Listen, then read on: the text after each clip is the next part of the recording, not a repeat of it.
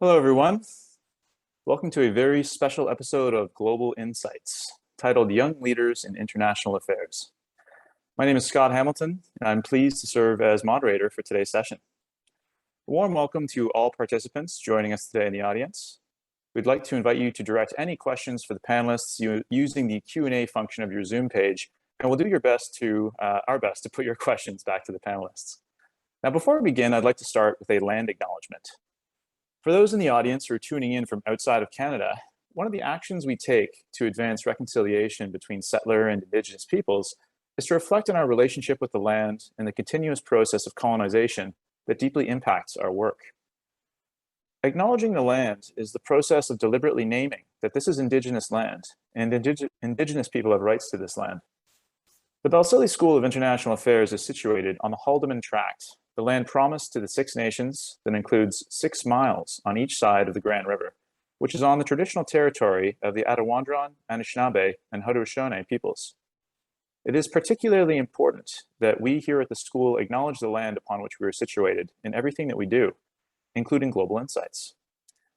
Now, normally we feature seasoned academics on this program, but today, however, we've assembled a panel of star graduate students to discuss current political issues so that we can learn the perspectives and insights of future political and policy leaders today. What are youthful voices in international affairs thinking and feeling about our future and how to resolve global crises that are currently afflicting humanity? Well, let's find out. Our panelists today are currently studying at the School of International Service at American University in Washington, D.C., the Balsillie School of International Affairs in Waterloo, Canada, the University of Konstanz in Konstanz, Germany, and the University of Warwick in the United Kingdom. Welcome to the program. It's a pleasure to have you all here with us today. And introducing our panelists one at a time, Benedikt Beck is in the master's program in politics and public administration at the University of Konstanz with a specialization in international administration and conflict management, as well as in methods of social sciences. He currently participates in the exchange program with the BSIA, and his main research interests include the forecasting of violent conflict, topics in political economy, as well as illiberal democracies, particularly in Eastern Europe. Michael Hyam is a recent graduate from Warwick University, having just completed a master's in public policy. His main research interests focus on European politics, the links between identity and European integration, as well as strategies of legitimization and political discourse. He hopes to be starting a PhD in early 2022, examining narratives of exceptionalism in the EU and how they've been used to ostensibly legitimize the European project. Sahil Mathur is a PhD candidate at the American University School of International Service. He holds MPhil degrees from American University and Jawaharlal Nehru University and conducts research and teaches courses on international organizations and global governance. Ashley Mungai is a junior professional consultant at the United Nations Association Canada, the UNAC, and a co-founder of a charity in Kenya combating FGM and early marriages. Ashley is a qualified lawyer from the University of Warwick and a proud MAG Fellow here at the Balsillie School of International Affairs, where she's currently completing her second Master in Global Governance. Steffi Lee is a student of Masters in International Public Policy program with the Balsillie School of International Affairs and Wilfrid Laurier University. Her research interests revolve around the nexus between technology, innovation, social, political, and economic policies. Shreyanshi pursued an MA in International Relations after receiving the PAIS Master's Scholarship for 2021 from the University of Warwick, where she also worked as a research assistant at the Warwick Interdisciplinary Center for International Development, the WICID. She draws inspiration from post-colonial and feminist international relations theories, and her current research interests center on optics, popular culture, and the construction of the national security environment in India. So welcome. Thank you all once again for sharing your insights with us here today. We're excited to hear from you, the leaders of the future, thinkers of the future. So let's begin. Let's jump right in. So looking around, the world does feel like a bit of a messy place right now. There's a lot of anxiety. So Shreyanshi, let's start with you. What, according to you, is one of the most pressing issues facing the world right now? I think the challenge facing the world that I would like to address today stems from our handling of international issues in such a way that we treat them in abstraction and isolation from the specific histories, interconnections, and context within which they emerged. I believe that looking at these issues through historical lens highlights not only the power structures which benefit from rendering histories irrelevant to these concepts, but also brings to the fore historical realities such as colonialism and patriarchy, which have shaped human experience as well as the international order as we see it today. I also believe that thinking through interconnections allows us to see the Western centric and racial notions that undergird the concepts today. Another challenge that this detachment from history has created is that it has allowed the people in power to spread disinformation and manufacture discourses that work in their favor, support their ideology, and maintain their power. So, for example, if I look at Kashmiris in India demanding their freedom from the state, I believe that if we look at terrorism there as a universal evil threatening humanity's survival, we risk allowing the possibility where people who are speaking against the state are seen as evil forces that need to be destroyed rather than actual political opponents that need to be dealt with through politics. So, and I think if India comes to terms with its own history, it would realize that its own independence struggle would be deemed as terrorism by the colonizers.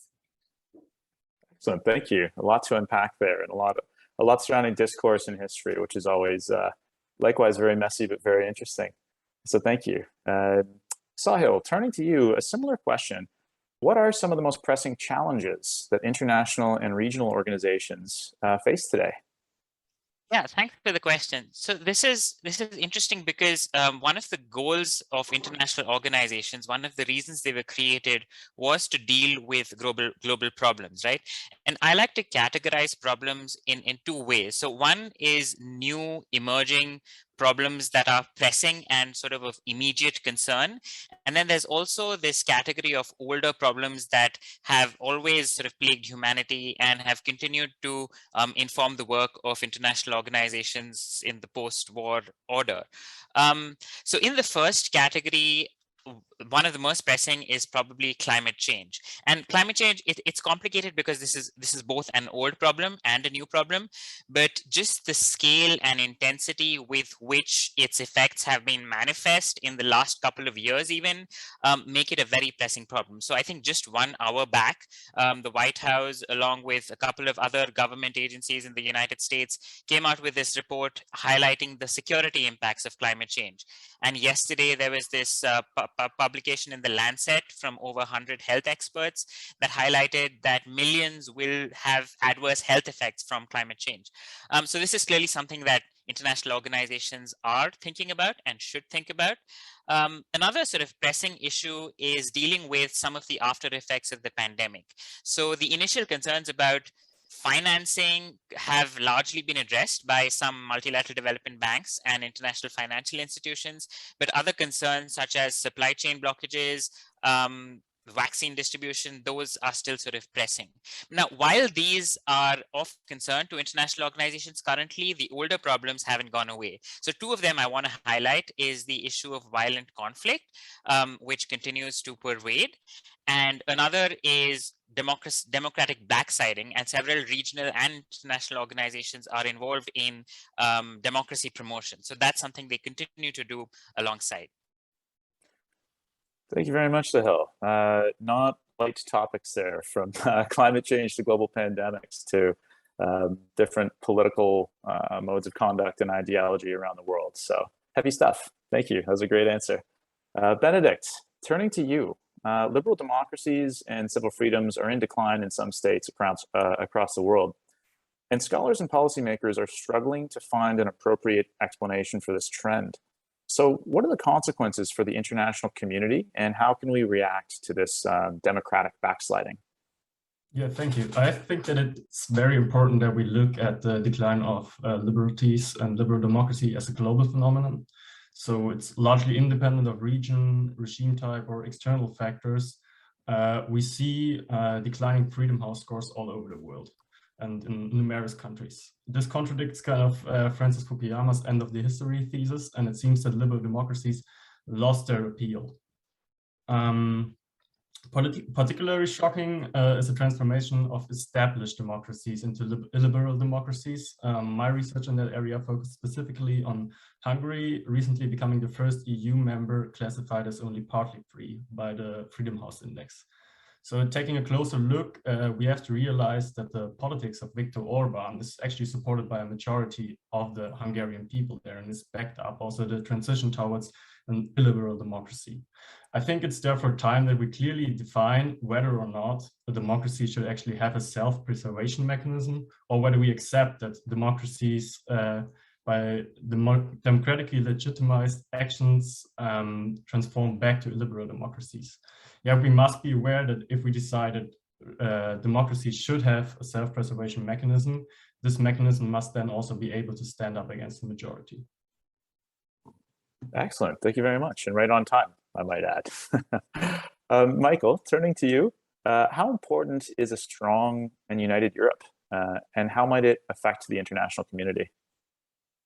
So really, I think a strong united Europe is something that will be really significant for the international community in coming over the next decade. I think it will help address a range of different policy problems that we face as an international community. We've seen in the past 18 months how important Europe as a united front has been in addressing COVID-19.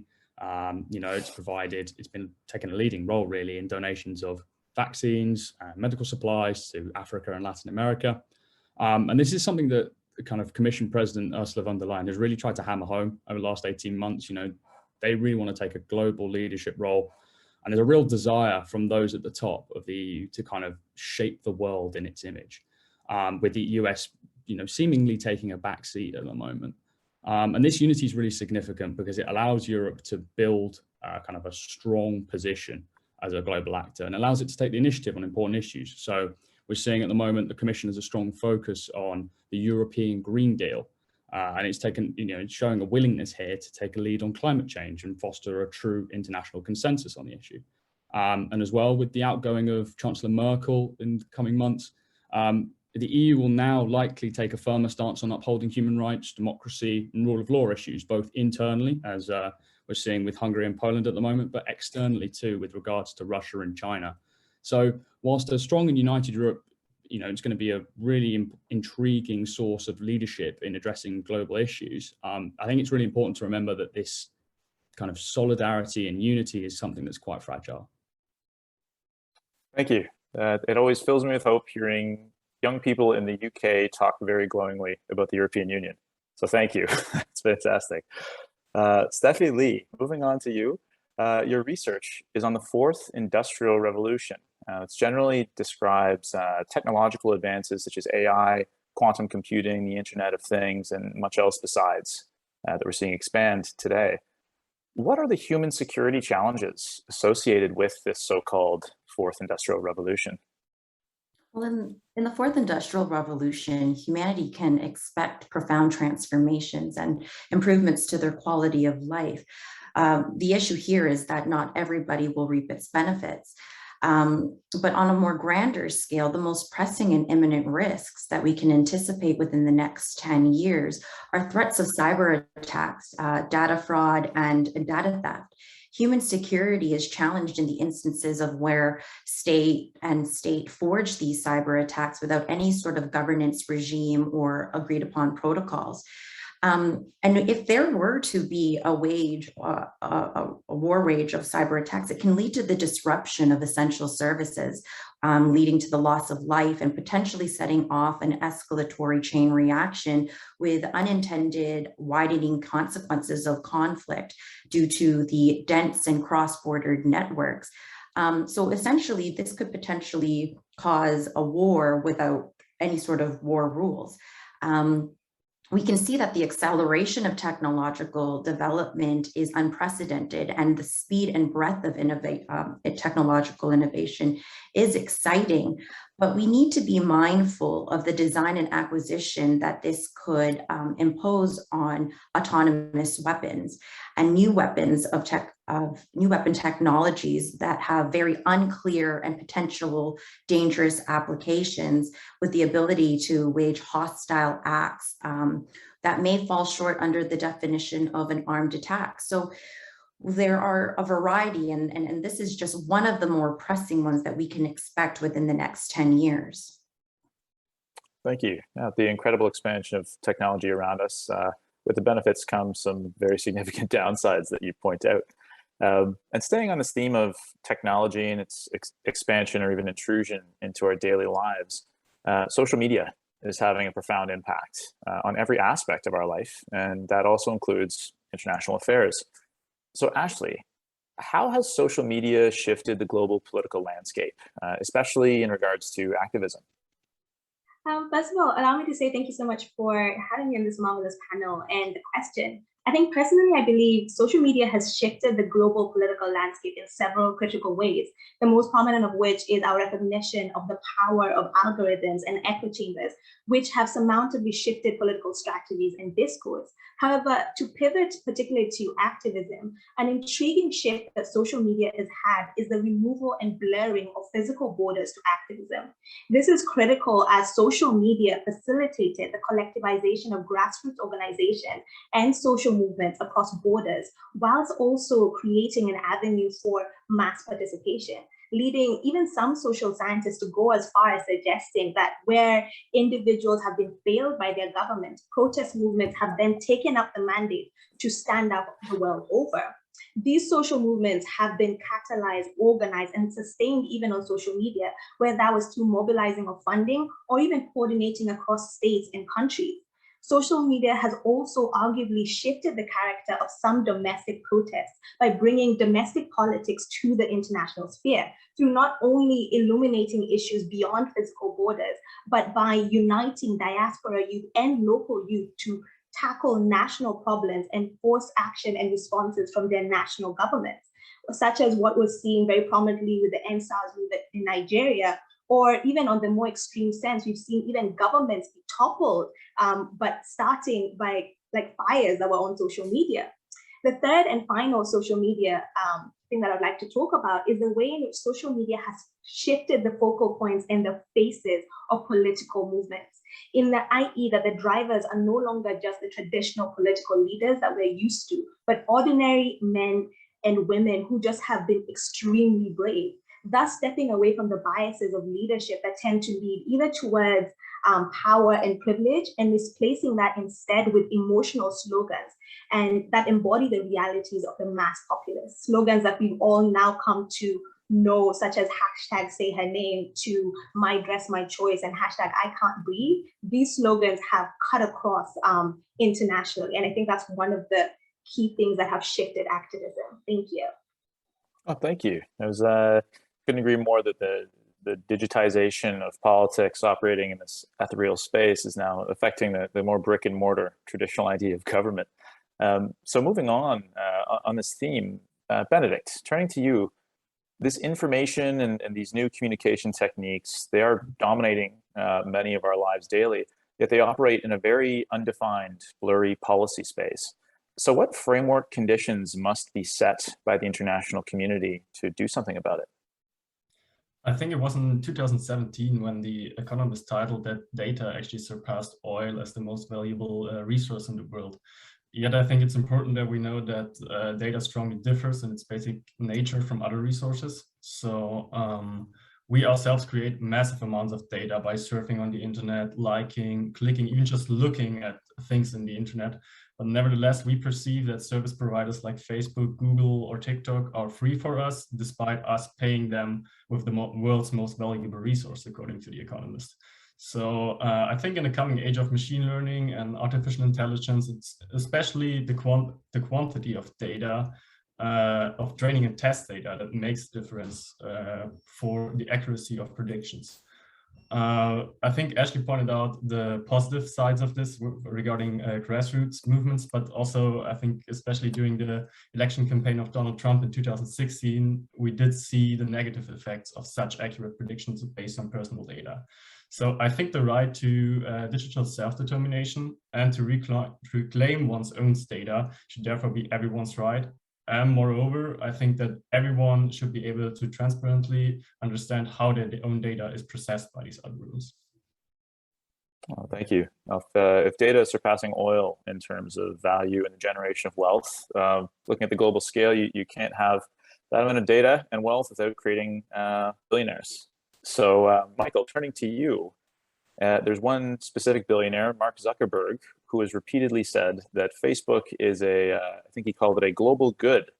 So do you believe that social media companies have become a global political problem, or are they a global good? I mean, I guess to build on really what Benedikt said there, I mean, he did a smashing job of answering that. But to me, I'm kind of more inclined to disagree with Zuckerberg. I think that social media companies, are becoming a real political problem. I think a lot of it's to do with kind of unintended consequences from these platforms' popularity. But really, there is an ultimate lack of regulation in curbing the significant power that these companies now possess. As Benedikt said, data privacy rights legislation is still pretty primitive, even after the Cambridge Analytica scandal a couple of years ago. So these companies have vast access to invasive levels of personal information, and such there's this surveillance framework that still really has remained unchanged. You've got as well platforms not doing enough to prevent the spread of disinformation that enables radical movements to thrive. And we've seen this with QAnon, anti-vaxxers and terror groups taking advantage of this. And as well, we've seen social media platforms contributing significantly to political polarization. And this really hampers progress in addressing issues such as climate change and racial inequality. So while social media, it does have positive functions, there's a clear educative function there. I think there is a need for collective regulation, because at the moment we're at this kind of point that's too far on the opposite side of the continuum. Oh, thank you. It's interesting to contrast the world of data, ones and zeros, to the bricks and mortar of government, to taking a step back, the more social, historical, almost philosophical impact this will have on all of us. And so turning to Shreyanshi, you mentioned that rendering specific histories and contexts irrelevant in discussions regarding issues has actually enabled those in power to spread disinformation and malign forms of discourse amongst the public. So what implications do you think this has for societies around the world? So I believe that everyone has addressed the question about societies around the world already, but I would like to discuss the case in the continental-sized multicultural society, which I am interested in, which is India. So what is happening in India is that the ruling party is exercising immense control over the media as well as social media to target minorities. And in such a case, I believe that the peaceful coexistence that you would expect a multicultural democracy to follow falls through. And not only that, the very survival of minorities who are being targeted gets threatened. And in such a case, the freedoms associated with democracy and the notion of democracy itself is under threat, I believe. Great, thank you. It's stark to think about when you contrast with the far-reaching effects of social media and its implications upon democracy. So turning to, I guess, how technology intersects with political orientations. Steffi Lee, this boom in technology that we're seeing, how exactly is the fourth industrial revolution reshaping geopolitics and economies today? Well, it's interesting because the fourth industrial revolutions really have transformed the redistributions of power. We're seeing a transformation in international competitions. For instance, two technology rivals of namely China and the US. China's big tech sector is near peer to the American tech giants. And however, unlike the EU or the US, where they promote antitrust campaigns that are being pursued within their region. China, on the other hand, operates under the guise of an antitrust policy to fortify their monopolistic power within their private sector under their government control. So interestingly, my colleagues have, Benedikt and Michael and even Ashley, have highlighted the role that data has played in reshaping geopolitics and economies. Data is a valuable asset, and which is why big tech companies have become so extremely powerful and practically abusing their power. They are hyper surveilling those that engage with their products in the process of obtaining large, vast amounts of data so that it can fuel computational algorithms and perhaps even trickle down to computational propaganda, which has proliferated disinformation and misinformation over social media platforms. So we can see that the power has shifted, where big tech companies are harnessing their capabilities as they are developing these technologies. They are the ones that are writing the rule book and the playbook to which that they abide by. So technically, China is really a big force in the way it's shaping the world's geopolitical realm as well as the world economy. Oh, thank you. It seems like we're moving into the realm of kind of power disparities, who has the ability to do what and when and how. Whenever you shift into power and control, you shift into fairness and unfairness. And unfortunately, we do live in an unfair world. And global governance, at its core, is about making the world just a little bit fairer for as many people as possible. So turning to Sahil, the question of leadership in global international organizations is always contested and contentious, but are the principles of diversity and inclusion important enough for electing leaders of international organizations? So yeah, this is an interesting question because these principles have sort of always been a concern. The idea that the UN Secretary General traditionally comes from a non-major power inculcates the diversity and inclusion principles, but going forward, these are going to become increasingly important. And they're important for a couple of different reasons. The first is the idea that having inclusive leadership actually impacts how the organization operates and what it does. And the second concern is it changes the perception of the organization. And among global governance institutions, there's variation in how these principles are applied. So traditionally, the IMF and the World Bank have been led by a European and an American, respectively. These are also organizations that countries around the world sort of care about. These are big organizations. They do a lot of operational things. Countries have strong opinions about them. On the other hand, there are So for example, very recently in March of this year, the WTO appointed its first ever woman, first African, first Black Director General, and this was seen as progress. But we should also keep in mind that the WTO, compared to the other organizations that I mentioned, traditionally has served as a space for states to come and negotiate. So the impact that a leader can have is less compared to other organizations. So yeah, what is interesting is how these leaders are cooperating across organizations. So there's a multilateral leaders task force that includes leaders from the WHO, the WTO, the IMF and the World Bank on COVID-19. And this sort of brings both these competing principles together because we have diversity collectively. And that will be interesting to see how that initiative goes forward. Thank you. Keeping on this global kind of theme that we have, Ashley, has the pandemic created more or fewer opportunities for youth participation in international affairs? Thank you for that question. And I think similar to what Sahil poignantly highlighted is that like all things, there's always two sides to the coin. Firstly, by us even being able to have this forum today where we as young people are speaking our views in the presence of academics, peers, and policymakers, then there is merit to the argument of more opportunities for youth participation.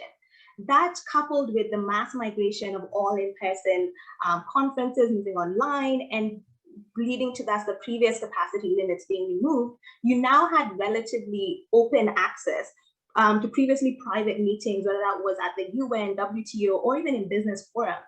And universities were not, and other knowledge banking units across the world were not being left behind, and were publishing policy papers and articles for mass learning.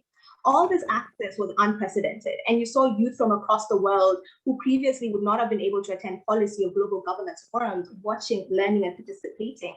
It is also worth mentioning that young people have also been an energetic force at the forefront of developing creative solutions to an inclusive, sustainable pandemic recovery. However, as much as there was more opportunities, it was only open to the same type of youth. To be able to participate, you had to have a stable internet connection. You had to have networks to know when these forums were even available in the time. Moreover, you could argue that even access was also arguably gendered, as many girls and young women who were out of school and work had an increase in household responsibilities or even an uptake in child marriages. So even if the desire to participate was there was also an arguable increase in barriers. That's revealing, even though there was, quotes, in quotes, more opportunity, this was unproportionately being accessed by global North youth and or males, leaving the issue of more opportunity for who, and yes, if there is greater opportunity, is there an unequal or equal access to it? Oh, thank you. And I'm going to piggyback off of a word you used, which was, it was knowledge bank. You can't have knowledge banks without real banks. So turning to Michael, what do you believe the international community can and should do about growing wealth disparity and financial inequality? Thanks for that. I mean, how long have we got? But yeah, I think this is an issue that's really become increasingly stark in light of COVID-19. I think it's as well something that's really popular in popular culture at the moment, as we're seeing with TV series like Squid Game.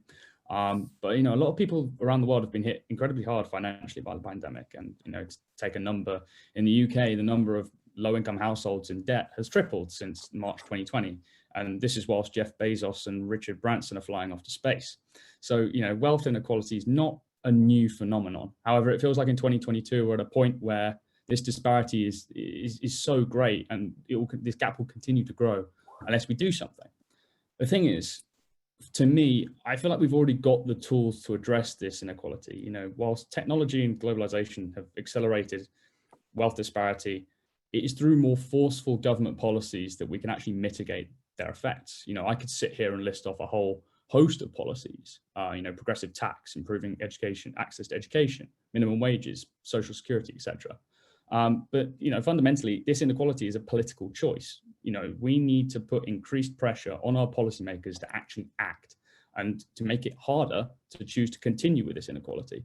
But what I think is really important, and, you know, and this, as Ashley kind of said, we need to recognize how multifaceted this issue is. It's attuned to nationality, race, gender, age, and many other factors. So any meaningful response needs to take these into consideration. Oh, thank you. And I have yet to see Squid Game, so thank you for not ruining any of it or mentioning the plot. So, Steffi Lee, continuing on this theme of really thinking about the future, what exactly is the future of work in this fourth industrial revolution? Well, we can anticipate to see a disruption to the labor market, which will have both positive and negative effects due to the deployment of new technologies, demographic shifts, and pretty much the impact of COVID-19. But we will also see dramatic changes in how organizations conduct business, which will then naturally amend the nature of work, and it will impact all industries and occupations, and will affect workers at all skill levels. We've seen the economic impact of the pandemic and what it has had on society. And so with that, it had accelerated existing trends of remote work, e-commerce, where many people had to quickly pivot to alternative work arrangements, such as freelancing, independent contracting, or online gig work. However, we need to caution on that, because online gig work platforms operate outside regulatory and normative frameworks. These workers are then at risk of predatory intermediaries and have profound impacts on individual social, emotional, and mental well-being. So as Michael mentioned, like, how do we combat that? And so we will have to really rethink about our education systems and evolve our skill sets, whether that mean reskilling or upskilling, and providing those educational opportunities to be a competitive applicant in this labor force. We have to also understand the gendered impacts on how gender plays a role in the future of work. Important considerations are more towards female-dominated jobs versus male-dominated jobs, and which are more susceptible to automation. So we need to ensure that both genders are empowered in considering the redesigning of labor policies and business practices. But while it's difficult to map out the competencies and the skills that are expected in industries that are not yet fully developed, we can reasonably assume that it will demand an increase for skills that enable workers to design, build, and work alongside technological systems, or in areas that are meant to fill the gaps that are left by technological innovation. So we really need to consider new business model, the possibility of universal basic income, the implementation of social safety nets, or even new tax regimes. Oh, thank you. You mentioned a few concepts there, like education, normative frameworks. So naturally, what we can enact in policy and in practice comes from how we think, the subjective concepts that we have in our heads that we can kind of bring into being in the world.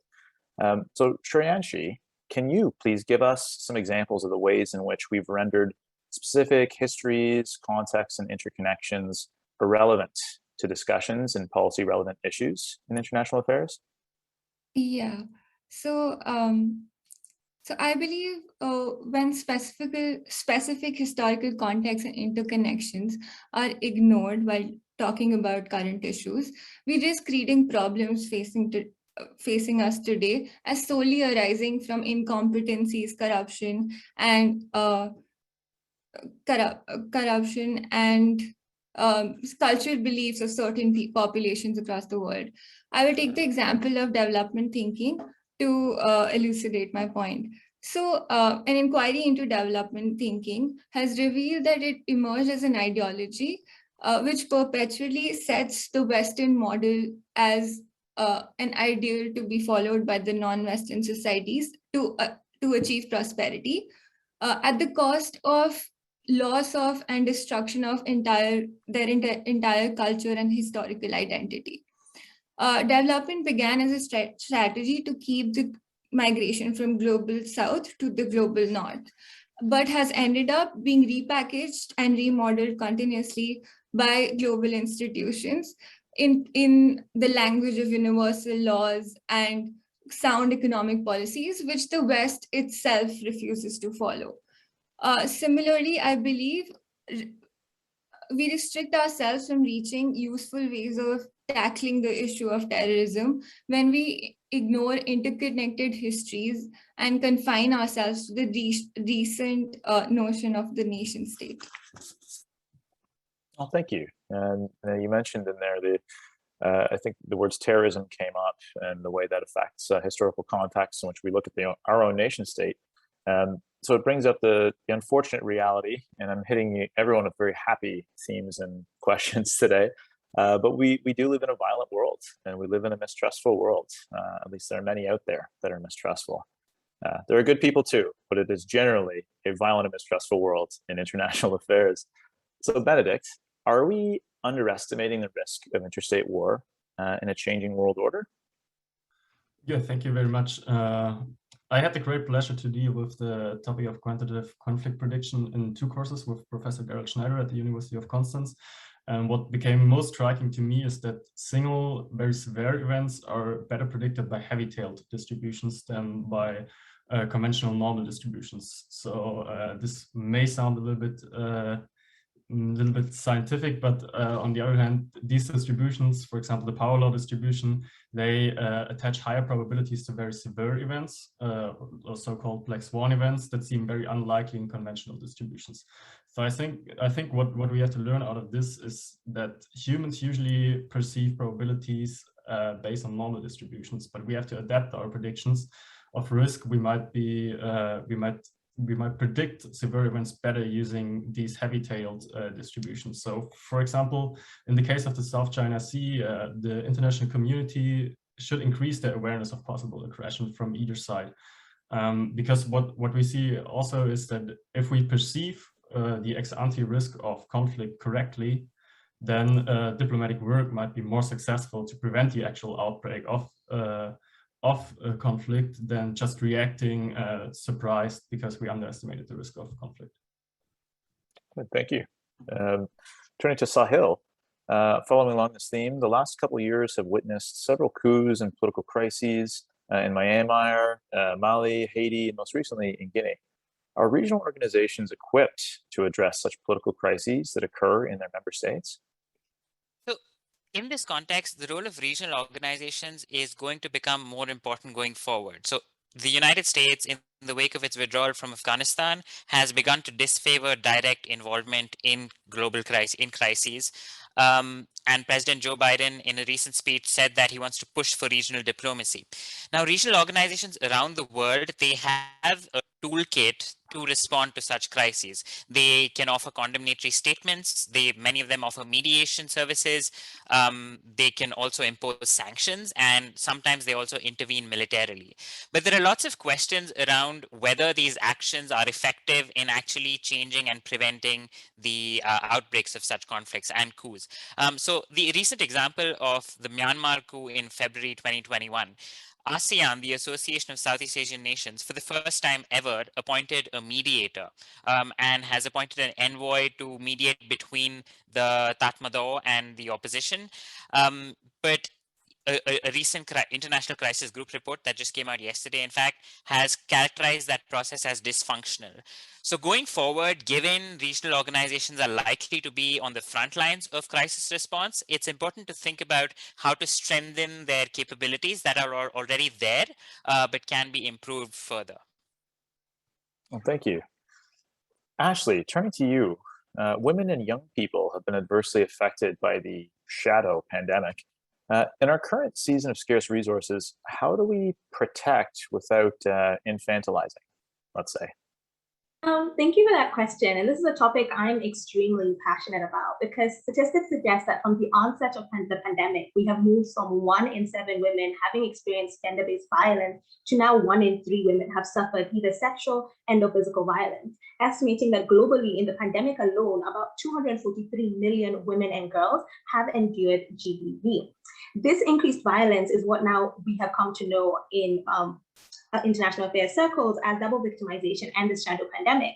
But this has adversely affected especially global South women more so. For example, in the global South, it is estimated that numbers have actually doubled from pre the pandemic in comparison to that of a 20% increase in the global North.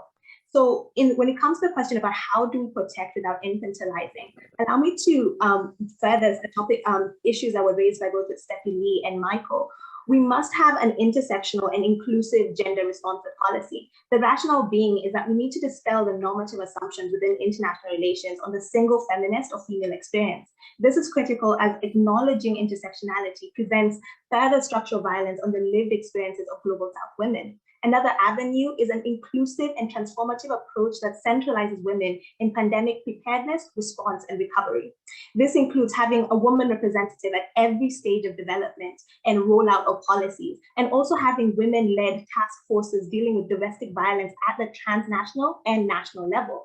Next, we could also argue that this is a great opportunity for transnational actors and governments to go beyond the traditional halls of power to partner with both international and grassroots women's organizations in order to leverage their understanding of marginalized populations and ensure social governance responses leave no woman behind. As a women, and importantly, women from diverse backgrounds and identities must be equally represented in these conversations in order to ensure their individual and collective agency. Thank you.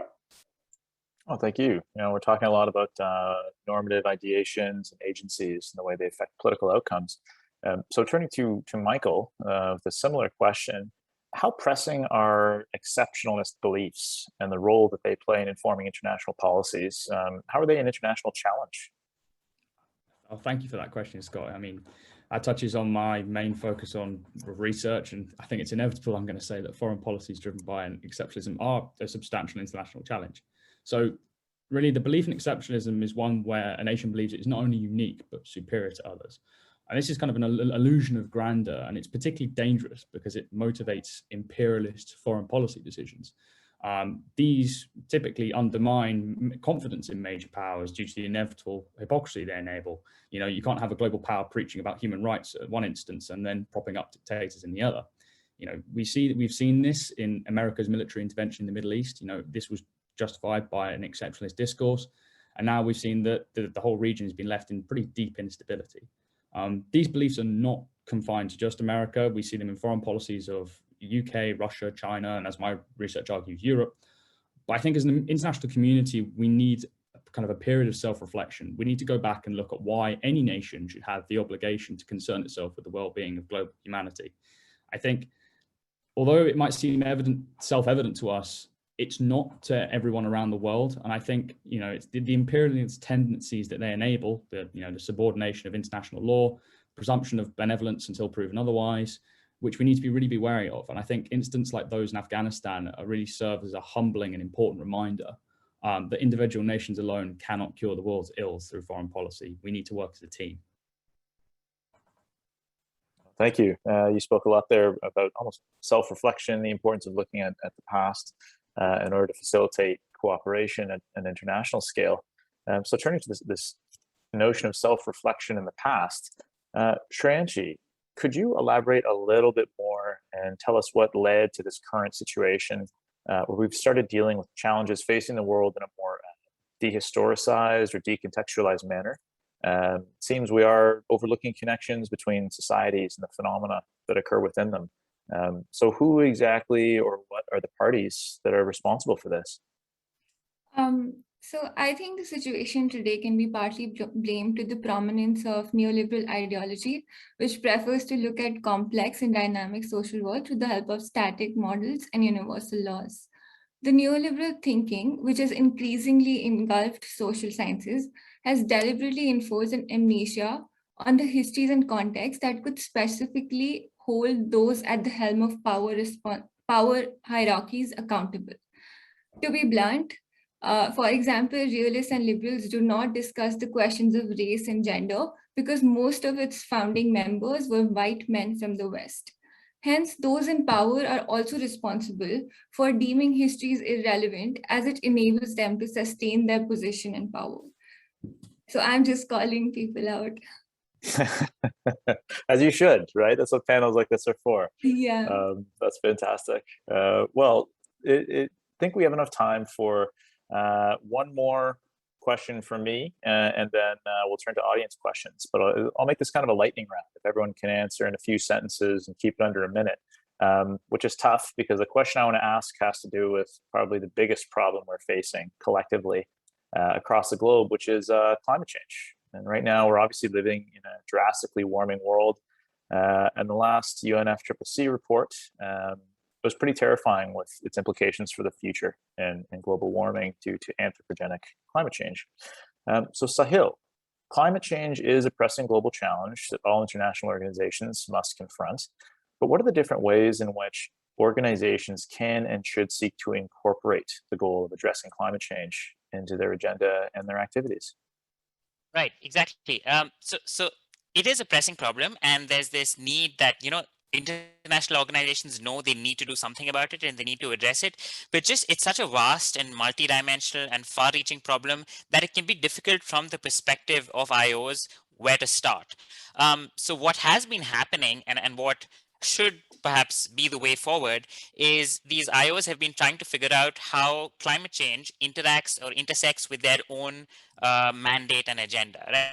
So a couple of examples. The UN Security Council deals with international conflict, maintaining international peace and security. For about the last decade or so, it's been considering the security-related aspects of climate change, right? So conflict that may emerge from climate change's effects. And I think very soon there's going to be a resolution that comes out with language on the Security Council's aspect on climate change. Similarly, there's the UNFCCC that deals with climate change at large. But I guess the way forward is for organizations to figure out, so for example, the WTO, how trade intersects with climate change. So narrow the problem down and then figure out what to do about it. Well, thank you.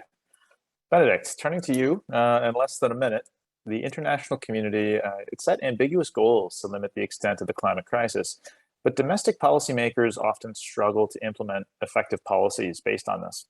So how can we actually incentivize sustainable policymaking around the world? Yeah, thank you. I think that in general, our market, or at least in theory, should actually be able to incorporate prices or to manifest prices based on the cost and the demand for it. But what we see at the topic of climate change is that the markets fail to incorporate future costs for society into the price of unsustainable products. And I think this is mainly due to two factors. On the one hand, we have uncertainty about what the actual costs are that may arise in the future from climate change. But on the other hand, and that's more importantly to me, is that these costs are entangled in space and time from consumers, markets, and policymakers. And this leads to kind of a chicken game by ignoring these future costs because no one knows who's going to pay for this in the end. So I guess what should be done by the international community is that it has to be clarified who is going to pay for the climate crisis in the end, because it's not a thing that we can prevent anymore. It's a bill we have to pay in the future. So I think by cutting down who's going to pay in the end, we can incentivize governments to actually incorporate these via taxes into the prices of unsustainable products. Oh, thank you. Now turning to Steffi Lee, in less than a minute, technology innovation is crucial for lowering GHG or greenhouse gas emissions, but transitions to clean energy will be disruptive and they'll be messy. So what is the role of governments in the fourth industrial revolution, and what do governments need to respond to this? Well, first and foremost, there will be a number of challenges, and with technology and the advancements of technology in and of themselves, there will be environmental impact, as there will be an increase of e-waste that release toxic chemicals into the environment, or how carbon emissions are growing, which stem from the increasing amount of data centers, which require a high power consumption that is necessary for the well distribution of a digital infrastructure. The technologies of the fourth industrial revolution, though, presents us with an opportunity to manage the impacts of previous industrial revolutions, and governments need to embark on a more sustainable path. And in doing so, that might require a variety of perspectives, as my colleagues have previously mentioned, from not only the public sector, but the private sector, international organizations, academia, civil society, and especially the technical community, and primarily engage with younger generations to have robust conversations in building better connections between legal, ethical, and technological perspectives to develop shared goals towards managing not only climate change, but peace and security in the fourth industrial revolution, while pursuing a sustainable and inclusive future. Oh, thank you. And last but not least, Ashley, youth are leading the way when it comes to pressuring governments and corporations to tackle climate change. So how can we incorporate youth perspectives at the actual policy level without being perceived as, for lack of a better word, without being perceived as tokenist? I think, to be honest, like as much as we celebrate the fact that youth are having access to more of these policy forums, what we're seeing is more often than not, youth are invited for optics and statistics. So you're meant to be seen and not heard. So the first way to incorporate youth perspectives is to recognize that it's not enough to have a seat at the table. We as the youth must be able to voice the views of our multiple intersectional identities. We also need to have these voices recognized equally, and also to be able to bring in our interdisciplinary backgrounds as well. In addition, we also need to create greater capacity building programs within countries that are underrepresented within multilateral institutions, and the removal of gatekeepers that result in one type of student or youth voice being pushed, to prohibit what Chinua Achebe profoundly refers to as the danger of a single story. So what we need is actually a tapestry of perspectives that brings in both academia, as Steffi mentioned, technology, different backgrounds as well, and identities, in order for us to actually have a holistic and actually thought out perspective as we tackle the climate change issue. Thank you. Excellent. Oh, thank you. We have time for one or two audience questions, but I'll ask our panelists to consider this like a lightning round. If you can give a 30-second answer, so just 2 or 3 sentences, so we have time for everyone in the panel. I want to turn to an audience question about hope, because we've had a lot of conversations about kind of some dour topics, mistrust, violence. So this question for the whole panel is, are there trends or developments in international affairs that make you all hopeful? And I'll just call out names as I see them around my Hollywood squares here. So I'll start with Sahil in 30 seconds. What are you hopeful about? So it's not the trends and developments themselves that offer hope, but what does offer me hope is the potential that lies in response from various aspects, from various international actors, including states and international organizations. So yeah, short answer. Thanks. That's perfect. That was great too. Turning to Benedikt. Benedikt, what makes you hopeful right now? Yeah, thank you. I think it's not one specific issue. It's rather like the personnel that's actually acting within global governance. And I think that in the past, we've been very inefficient by selecting based on race, selecting based on gender. And what makes me hopeful is that there are more and more women coming up in the world of global governance. And I think this will just increase the efficiency of how we solve crises. Perfect. Turning to Shreyanshi. Shreyanshi, what makes you hopeful right now? I think what makes me hopeful is that there is still space available for dissent and space available for critique. And as long as that space is available, I would be hopeful. Perfect. And turning to Michael. Michael, what makes you hopeful? Similar to Sahil, really, I think what's important is not, I can't pinpoint any one thing, but the fact that we're all talking about these issues, we're bringing them to the table, they're in public discourse now. We're making political leaders and policymakers have to think about these issues. So I think, yeah, all the stuff that we've talked about today, having forums and discussions like this, are really important. Perfect. And Steffi Lee, turning to you, what makes you hopeful? Well, I'm hopeful with the advancements of technologies, there will be positive applications. And we just have to harness and hone how we operate them. And we really then have the opportunity to decolonize information and bring in racial, gendered, and indigenous perspectives to the table. Excellent. And last but not least, Ashley, what makes you hopeful right now? I think what makes me hopeful is the fact that age is no longer a disqualifier for having a valid perspective in international affairs. Like, you are actually having the participation of us and people younger than us who are actually giving valid perspectives, and that's being heard. So that gives me definite hope, but also the fact that we're all willing to talk about things that make us uncomfortable, and uncomfortability is no longer an excuse not to talk and address issues as well. So that definitely makes me hopeful for the future. Excellent. Those are all 6 ways that I can take hope into the future with me. So thank you all very much. Now we're running out of time. We've got one last super lightning round. So in 15 seconds each, what is your advice for the policymakers in the audience? And we'll turn to Shreyanshi first. Shreyanshi. I would advise the policymakers to be aware of the role they have in shaping the world in a more inclusive fashion, and about thinking outside of the black boxes and categories that have been passed on to them. So I think especially helpful in this would be going out of your way to talk with new people who do not share the same cultural and other experiences with you. Excellent. Ashley, advice to policymakers. I think it's to keep embracing this intersectionality and transnational response. It's no longer enough for it to be a buzzword. It's time for us to keep pushing the buck forward and seeing the words actually in practice. So I think so long as we keep doing that, we're moving in the right direction, and not to be afraid to stand in isolation, because there's so many people that they're representing who may not be in the room to actually advocate for their own perspectives. Excellent. And Sahil, advice to policymakers. So this might be a repetition from something I've said earlier, but my advice is that when faced with a problem, look at how that problem could be addressed in the area of expertise or area of operations that you have, and then craft a response accordingly, rather than feeling despair about the problem at large. Excellent. Benedikt, advice to policymakers. Yeah, thank you. I think that in the last 2 decades, our actions were mainly reactive, trying to keep pace with a very fast world, be it 9/11, the financial crisis, or climate crisis, or recently the COVID pandemic. And I think it's important that we start to govern successful and proactive and sustainable, and not just reactive crises. Steffi Lee, advice for policymakers.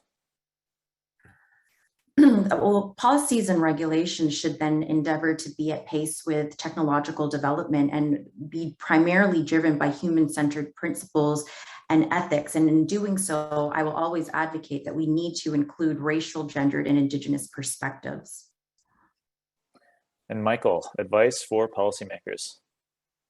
I think the main thing really that I'd advise really is to remember what makes us human. I think we often forget that, we need to be humble, we need to be compassionate, we need to listen. And I think it's really important to keep at the front of our minds what Margaret Mead once said, that we're at our best when we serve others. And that's really where civilization starts. Excellent. This is a perfect way to end things. I don't know if you can hear behind me, the bells are going off. So thank you. That concludes our session for today. Really grateful to all the panelists for sharing their insights with us. I'm sure the audience agrees. It was a really great session, and we left it off on a very hopeful note. So we are taking a mid-season break next week, but we hope you all return to join us in 2 weeks on November 4th for the Global Insights episode, World on Fire, UNFCCC and Global Inaction on Climate Change. Thank you to all our panelists in the audience, and until November 4th, thank you, take care, and stay safe.